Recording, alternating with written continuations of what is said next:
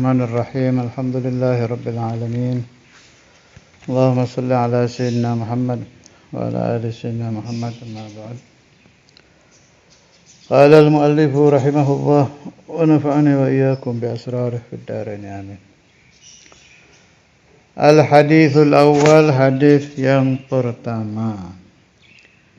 Al-Imam An-Nawawi meletakkan hadis innamal a'malu binniyat, hadis yang pertama dari kitab Arba'in Nawawi. Sebagaimana Al-Imam Al-Bukhari dan kebanyakan ulama-ulama meletakkan hadis ini di awal kitab-kitab beliau. Kalau di Sahih Bukhari, Kitab Badil Wahyi, Babu kaifa kana badul wahyi ila Rasulillah sallallahu alaihi wasallam wa qaulullah jalla dzikruhu inna wahayna ilaika kama awhayna ila Nuhin wan nabiyyina min ba'dih. Bawahnya hadis pertama, wa bihi qala hadatsana Al-Humaydi ila anqal sami'tu Umar bin Al-Khattab radhiyallahu anhu 'alal minbar. Jadi ini hadis disampaikan Sayyiduna Umar di atas mimbar di hadapan sahabat-sahabat, dan tidak ada satu sahabat pun yang membantah hadis ini. Imam Bukhari juga meletakkan hadis ini hadis yang pertama. Isyarah dari beliau-beliau itu supaya kita mendahulukan niat apapun yang kita kerjakan. Karena itu ulama membiasakan sebelum majelis selalu membaca niat nawaitu ta'alluma ila akhirih. Al-Amiril Mu'minin Abi Hafsin. Abi Hafs itu karena Sayyidina Umar mempunyai putri Sayyidah Hafsah, zaujatu Rasulullah sallallahu alaihi wasallam. Umar bin Al-Khattab radhiyallahu anhu qala. Sayyidina Umar ini selain khalifah, beliau juga min kubaril auliya. Pangkatnya di kewalian itu qutbiyah, wali kutub. Sayyidul muhadditsin. Bukan muhaddisin ya, Sayyidul muhadditsin. Pimpinan wali-wali yang mendapat ilham. Muhadditsin ay mulhamin. Orang-orang yang mendapat ilham langsung dari Allah Subhanahu wa taala, dan itu banyak ceritanya di hadis-hadis itu tentang Sayyidina Umar yang mendapatkan ilham, yang terkadang sebelum wahyu turun Sayyidina Umar sudah berbicara lebih dahulu. Itu manggaba azimah jiddan khususiyahnya Sayyidina Umar itu radhiyallahu taala anhu. Jadi kita harus jeli kalau mempelajari hadis, mempelajari riwayat sahabat. Kenapa bisa begitu? Ya dari murninya hatinya itu. Jadi orang kalau mendapat ilham biasa saja yang dialami wali-wali, bukan yang kelas Sayyidina Umar, itu berarti dia harus sudah bisa membedakan itu ilham masuknya kan di qalb, kan di hati. Hati ini macam-macam isinya. Ada bisikan pribadi, ada bisikan syaitan, ada bisikan hawa nafsu, ada bisikan malaika, ada yang langsung ilham minallahi azza wa jal, otomatis biwasitati malakil ilham, otomatis ya. Memang ada sih yang diterangkan yang Rabbani itu, ilham Rabbani yang langsung Allah azza wa jal memberikan ilham ke qalbul wali tanpa wasitatul malak. Tapi itu kelas tinggi itu. Harus paham betul bahwa kalamullah azza wa jal bila sautin wala harfin. Kalau sudah sampai di qalbul wali dan bisa dipaham oleh si wali itu, otomatis itu sudah terjadi proses. Proses itu rata-rata biwasitatil malak, melalui malaikat ghaliban. Ghaliban yakni kebanyakan memang biwasitatil malak. Tapi ada yang tanpa wasitatul malak, jadi betul-betul bainallah wa abdih. Itu ada, saya baca di kitab-kitab. Bahkan itu pernah dialami oleh Syekhuna al-Imam Al-Hafidh Al-Musnid Al-Qutub Al-Habib Abdullah bin Abdul Qadir Al-Fiqih. Saya baca di salah satu catatan bukunya Mu'allim Ramli. Akhirnya Syekhuna al-Imam Al-Habib Abdullah bin Fiqih datang ke Al-Habib al-Imam Al-Arif Billah pada zaman itu, Habib Nayan itu, Habib Muhammad Al-Idrus Surabaya, mentashih kepada beliau. Sebab itu aneh, aneh lah, nggak beda dengan ilham-ilham yang dialami biasanya oleh aulia. Tapi ditashih sama Habib Muhammad Al-Idrus, benar itu. Artinya saya dapat pemahaman, memang ada ilham yang tidak diketahui malaikat. Kan ada begini nih, di kitab-kitab kadang kita temukan la ya'rifuhu, apa istilahnya itu, la ya'rifuhu malakun muqarrabun wala nabiyyun mursalun. Itu hati-hati memahami kata-kata ini. Ini sering di kitab-kitab tasawuf. Bukan berarti bahwa wali yang mendapat ilham itu lebih tinggi dari para malaikat dan dari nabi. Bukan begitu maksudnya. Ini min babi inna lil muhibbaini sirrun, atau kama qala ya, inna lil muhibbaini sirrun la yufshihi qawlun wala qalamun lil khalqi yahkihi, atau kama qala. Antara muhib dan mahbub, yakni antara Allah dengan abduhul mahbub, ada sir, ada rahasia yang tidak bisa diterangkan, tidak bisa dibeberkan oleh ucapan, dan tidak bisa digores oleh pena, tidak bisa diceritakan oleh pena, oleh tulisan. Jadi idza ahabballahu abdan, terkadang Allah Ta'ala kalau sudah cinta kepada hamba itu, Allah nggak mau ada yang tahu. Wala malaikatuhu wala ahad minal khalq bainahu wa bainahu, antara Allah dengan si mahbub ini. Laisal makna bahwa si wali yang mengalami itu afdhalu minal anbiya, ya. Pemahaman ngawur. Kadang orang salah paham. Wada'anahu fawqa kadza wa kadza. Enggak, itu mah lagi mahabbah saja. Enggak beda ada satu guru cinta kepada satu santri. Ya bukan berarti santri yang dicintai si syekh ini afdal minal mudarrisin yang lain, minal muallimin, dia kelas santri gitu. Tapi mahbub.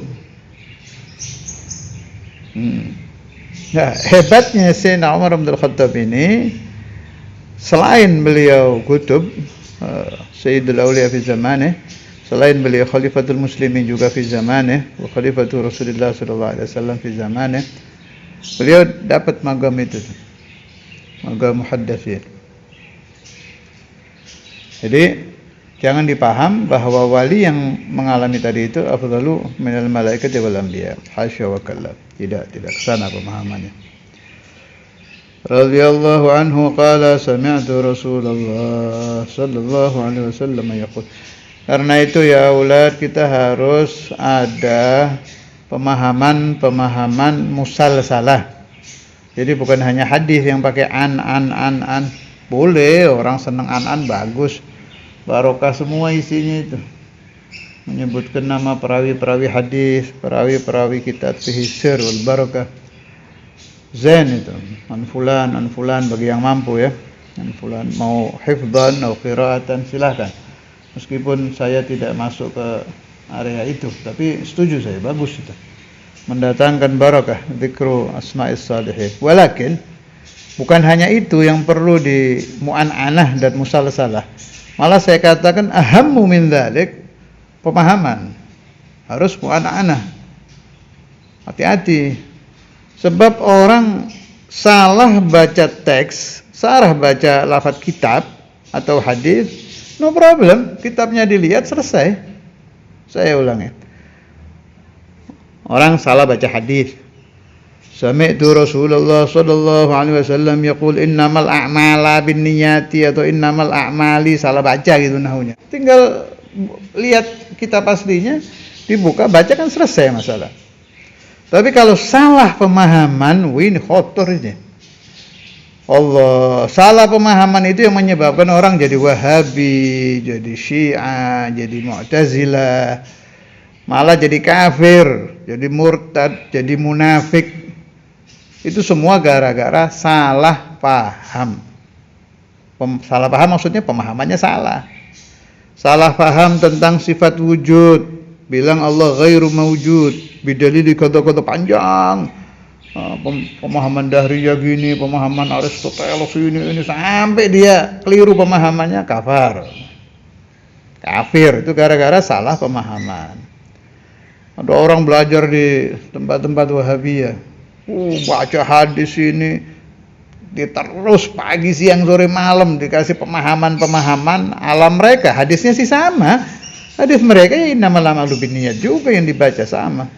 Tapi karena pemahamannya salah dan ditransfer ke pendengar, diikuti, salah paham jadi Wahabiyah. Padahal kitabnya sama. Karena itu saya berpendapat pemahaman yang musalsalah dan mu'an'anah lebih penting daripada teks-teks kitab yang dihafalkan dan dian-an oleh para guru-guru kepada santri-santrinya. Na'am, kilahuma muhim. Dua-duanya penting. Tapi pemahaman aham. Pemahaman ini letaknya di hati, diolah oleh otak, masuk ke hati jadi pemahaman. Allah. Saya sudah lama ini soalnya berurusan dengan orang-orang salah paham ini. Sangat sulit sekali merubah pemahaman orang yang dari kecilnya, dari dia mulai mengecap pemahaman itu sudah beda dengan kita. Apalagi kalau dari ibtidaiyahnya sudah beda dengan kita, sanawiyahnya beda pemahaman, aliyah beda pemahaman, apalagi sampai kuliahnya beda. Baru ke pesantren yang pemahamannya sahih, betul-betul bersih. Anil masyayikh, anil sahabah, anil Rasulullah sallallahu alaihi wasallam. Mau merubah 6, 7, 8, 9, 10, 11, 12, 13, 14, 15 tahun lebih. Dirubah dengan pindah ke pesantren setahun. Ya Allahumma amin. Tapi ya sangat sulit. Atau orang yang dari kecilnya majelisnya, kata salah satu guru saya, Syekhun Naqi Hasani itu, beliau punya pendapat bagus begini. Orang meskipun madrasahnya benar, pesantrennya benar, tapi tempat dia majlis, tempat dia nongkrong, ngobrol itu dengan orang-orang naudzubillah yang pahamnya Syiah atau Wahabiyah atau apa, itu yang di sekolah tadi bisa hapus gara-gara ini nih. Sebab anak-anak muda itu lebih banyak nongkrongnya daripada belajarnya. Kadang badannya di tempat dia belajar di sekolah, pikiran hatinya nggak tahu kemana, badannya aja di situ. Tapi di tempat nongkrong qalbu hadir, wa fikru hadir, dia dapat pemahaman masuk ke hati, sulit dihapus itu. Karena itu harus selalu ada silsilah tentang pemahaman. Seperti saya, Habib Muhammad, Habib Abdul Qadir, itu mengambil pemahaman dari Syekhul Imam Al-Hafidh Al-Musnid Sayyidina Maulana Al-Walid Al-Qutub Al-Habib Abdullah bin Abdul Qadir. Bukan hanya pembacaan kita, pemahaman ini. Beliau mengambil pemahaman dari ayahnya, Maulana Imam Al-Habr Al-Habib Abdul Qadir. Imam Al-Habr dari guru-gurunya, gurunya dari guru, sampai Imam Nawawi dari guru, sampai ke atas lagi, sampai sahabat Rasulullah sallallahu alaihi wasallam. Nah, pemahaman ini yang harus dipahami betul. Jadi biasakan, kalau contoh, saya kasih contoh kecil ya. Saya kalau ziarah ke makam wali, ke Kubah, pasti, atau ke makam wali manapun, kalau tidak ditutup, pasti saya cium itu nisannya. Dan menurut saya itu boleh dan bagus. Naam, saya tahu aliran Hadramut sendiri, ba'duhum nggak setuju dengan ini. Di antara Syekhuna Habib Abdullah bin Ali Al-Kafirban itu nggak setuju. Mayuafik beliau. Tapi ini bukan tamassuh ya. Kalau menyentuh itu masih banyak yang amalkan. Saudara Imam itu takbir, mencium nisan, fotonya juga ada kan. Nah, saya mengambil pemahaman dari Syekhul Imam, saya pakai. Menurut saya itu benar, nggak ada hubungan dengan syirik sama sekali. Mal farqu, ini pendapat saya nih, kalau ini bukan suatu imam saya. Apa bedanya kita mencium lisan wali dengan kita mencium Hajarul Aswad? Mal farqu? Hajarul Aswad ya bukan Allah, lisan ya bukan Allah. Itu kan cuma mahabbah saja. Dan asrar, cerita asrar ya, ada barokat, ada asrar. Ada yang menentang, terserah, tidak ada masalah, silahkan ikuti guru Anda. Itu musalsalah pemahaman Anda, kalau gurunya tidak mencium lisan ya sudah, tidak ada masalah. Guru saya mencium, selesai. Itu yang harus kita pegang. Pemahamannya Al-Imamain bagaimana tentang masalah ini. Kemudian seperti pemahaman tentang sholat qadha Jum'ah Ramadan, wah yang nentang kan bisa-bisa nih. Yakfina Syekh Abu Bakar bin Salim ya amal, selesai. Itu mursyid Tariqah Alawiyah fi zamannya. Habis perkara. Orang mau teriak dalil apa kita pakai itu. Sebab silsilah pemahaman kita Fakhrul Wujud, Syekh Abu Bakar bin Salim dan lain-lain, masih banyak ini. Pemahaman beliau-beliau itu ini diamalkan.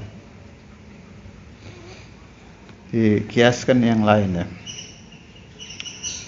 Sami'tu Rasulullah sallallahu alaihi wasallam yaqul innamal a'malu binniyat. Sungguhnya sah dan sempurnanya amal binniyat, tergantung niat-niatnya. Wa innama likulli imri'in ma nawa. Sungguhnya setiap orang tergantung apa yang dia niatkan.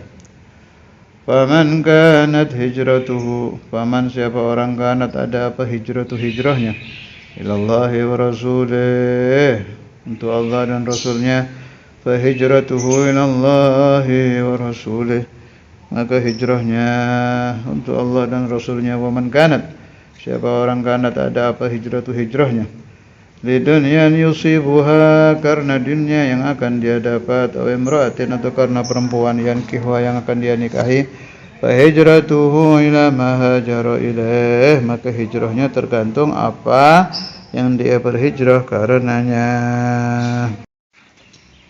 Rawahu, meriwayatkan hadis ini Imam al-Muhadditsin, dua imam ahli hadis, Abu Abdullah Muhammad bin Ismail bin Ibrahim ibn al-Mughirah ibn Bardizbah al-Bukhari, wa Abu al-Husain Muslim ibn al-Hajjaj ibn Muslim al-Qushairi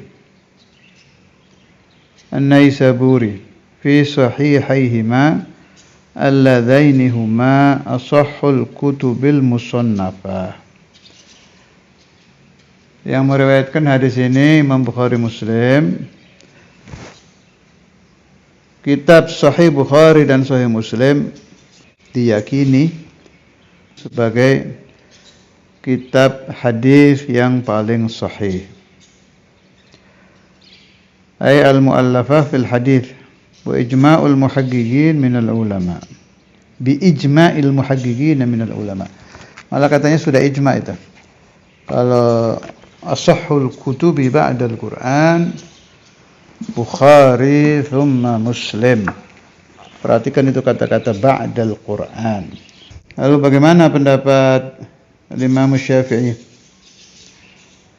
yang mengatakan ma ba'da kitabillah asahhu minal muwatta'. Jadi Imam Syafi'i berpendapat ba'dal Qur'an yang paling sahih muwatta' Imam Malik. Dijawab itu sebelum munculnya Sahihul Bukhari. Jadi pendapat Al-Imam Syafi'i bahwa Muwatta Imam Malik asahhul kutub ba'dal Quran itu sebelum munculnya Sahihul Bukhari. Kemudian Al-Imam Al-Bukhari radhiyallahu ta'ala anhu sudah dicoba berkali-kali pembacaan kitab Sahih Bukhari itu, lam yuqra fi karbin illa furrija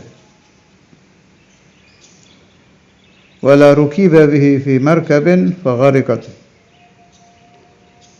wa qad da'a liqari'ihi. Ini penting ini. Pokoknya kalau ada urusan-urusan wali-wali besar, ulama-ulama besar mendoakan pembaca kitab beliau atau pembaca wirid beliau, itu nasihat guru-guru saya itu igra'uh walau marrah. Di masalan ada imam sapa gitu, ngarang sholawat. Dan imam tadi mendoakan kalau ada orang yang membaca sholawatnya. Amalkan seumur hidup Anda walaupun 1 kali. Untuk apa? Dukhulan fi du'a'i hadza, untuk masuk di doanya imam tadi. Jadi ini diterangkan bahwa kitab Sahih Bukhari itu kalau dibacakan ketika musibah Allah angkat musibah, kalau dibawa di satu kendaraan akan selamat, kalau di laut ya tidak tenggelam, makna kalau di darat ya tidak tabrakan gitu. Tapi yang saya paling senang ini ada kata-kata wa qad da'a liqari'ihi. Beliau sudah mendoakan siapa saja, karena itu kan habaibuna itu di kota-kota kan kalau sudah bulan Rajab itu ya geraun Sahih Al-Bukhari. Malah ba'duhum tiap pagi. Kayak di yang saya pernah hadir itu. Zaman hidupnya Al-Habib Al-Imam Al-Qutub Ali bin Ahmad Al-Attas Kalongan, kan dibaca tiap pagi Sahih Bukhari itu. Dan adzun ilal an. Jadi Al-Imamain kadzalik, terutama Maulana Al-Imam Al-Habr itu qira'ah Sahih Al-Bukhari. Saudara imam di majelisnya juga baca. Dan di mana-mana di dalam dan luar negeri habaibuna itu kalau tasawufnya yuhibbun ihya ulumuddin, kalau hadisnya yuhibbun Sahih Al-Bukhari. Ternyata ada ini nih, wa qad da'a liqari'ihi. والإمام البخاري مشهور مجاب الدعوة الإمام البخاري.